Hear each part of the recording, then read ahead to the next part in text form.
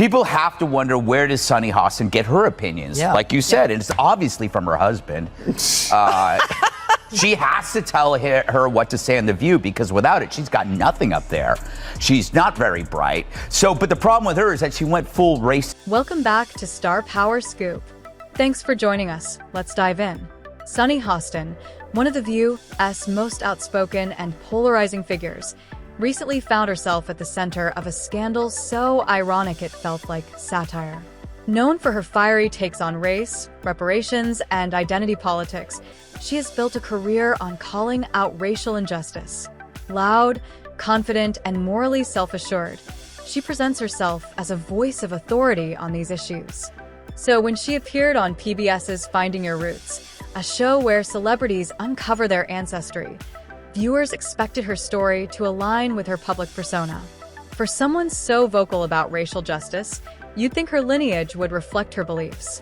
However, the revelations that followed took an unexpected turn, shaking the very foundation of her narrative.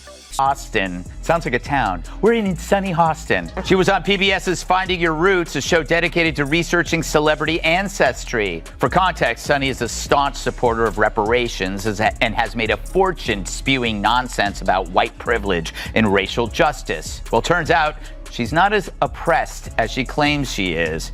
She's actually the descendant of slave owners from... She'd have her own family history figured out, right? Wrong.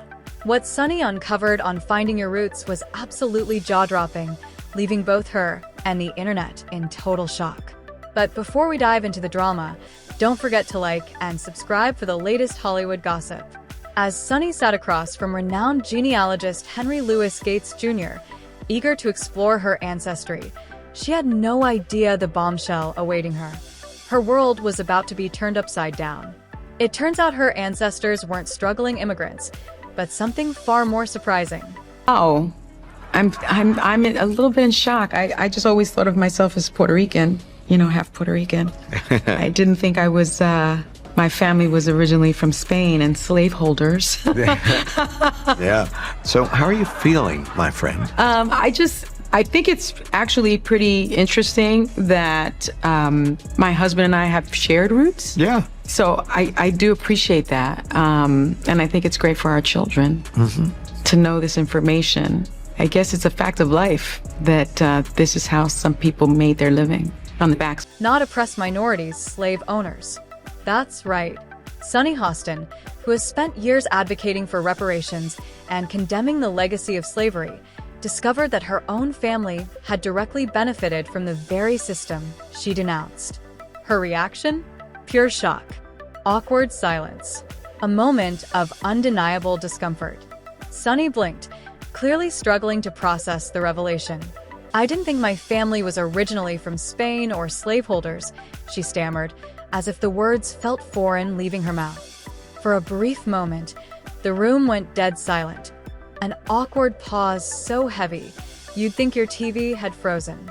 People have to wonder, where does Sunny Hostin get her opinions? Yeah. Like you said, and it's obviously from her husband. She has to tell her what to say on The View, because without it, she's got nothing up there. She's not very bright. But the problem with her is that she went full racist. She injected skin color into a fairly generic behavior seen in all spouses. Regardless of skin color, people marry, they listen to each other, they have something in common with them, they share their political views. She just didn't want to upset her husband by saying her husband makes her do everything, and then she'd have to accuse him of being a racist. Because if he told her that this is what white women do, then he's a racist. Being the professional she is, Sunny tried to salvage the moment, muttering something about how this would be an interesting tidbit for her kids to learn. But let's be real, the damage was done. And, of course, it didn't take long for Fox News' Greg Gutfeld to jump in on the fun. If irony had a trophy, Greg just won it. Kicking off his segment with a punchline that hit hard, he quipped, "Sunny Hostin's ancestors were slave owners. That's like finding out a vegan secretly owns a barbecue joint." The audience erupted in laughter as Greg wasted no time digging into the layers of hypocrisy. Sunny has been quick to call out others for their past mistakes, yet when it came to her own family's history, there was a glaring double standard. Next time Sunny pulls the race card on The View, Someone's going to remind her. At least we're not slave owner racists, asterisk, he joked. But it wasn't just about laughs. Greg also pointed out what many found troubling: Sunny's complete lack of accountability. Instead of offering an apology or deeper reflection, she simply dismissed the revelation. Quote, a lens of empathy. Debate highlights ableism in politics. Pat Fetterman can do for disability what Obama did for race. Say what? See, because when all else fails, use identity politics. But MSNBC's Lawrence O'Donnell went a step further. She brushed it off as just a fact of life, but social media wasn't so forgiving. The moment the revelation aired, Twitter, Instagram, and TikTok exploded with reactions, many of them hilarious. One tweet read, asterisk, Sunny Hostin finding out her family were slave owners is the plot twist of the year. Asterisk, and of course, the memes came rolling in. One of the most viral featured a mock-up of Sunny with a caption, asterisk, reparations? Let me write that check to myself, real quick. Asterisk, some of Sunny's fans rushed to her defense, arguing she shouldn't be held accountable for her ancestors. But others weren't so sympathetic. Elites are so isolated, they've forgotten that most Americans don't get paid to sit in a comfy chair pontificating about everything all day. Nope, some of us are cameramen whose names I don't know. But maybe one day when we finally strip away this phony race war, it will finally expose this elite mentality. And we'll find out Sunny is just like Marie Antoinette, except she says, let me eat. Some defended Sunny, arguing she shouldn't be blamed for her ancestors' actions. But others weren't so forgiving. It's not about blaming her for what her ancestors did, one commenter wrote. Asterisk, it's about the hypocrisy of shaming others while ignoring the skeletons in your own closet. Asterisk, Greg Gutfeld didn't stop at Sunny. He used the moment to critique identity politics, arguing it oversimplifies complex issues. This is what happens when you focus so much on race, he said. Asterisk, you lose sight of the individual, the context, the nuance, and eventually it backfires. Just like it did for Sunny. Asterisk, he also stressed personal responsibility. Asterisk, it's not about who your ancestors were, it's about what you do today. Asterisk. They view a lot, but that's only because they keep talking.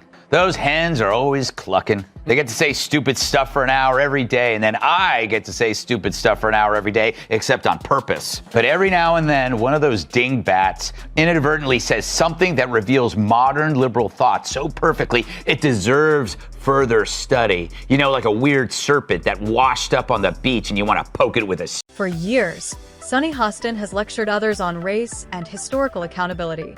Maybe now it's time for her to take a long, hard look in the mirror. Greg Gutfeld certainly thinks so. This situation raises an important question. Should someone like Sunny, who frequently condemns others for their ancestors' actions, be held to the same standard?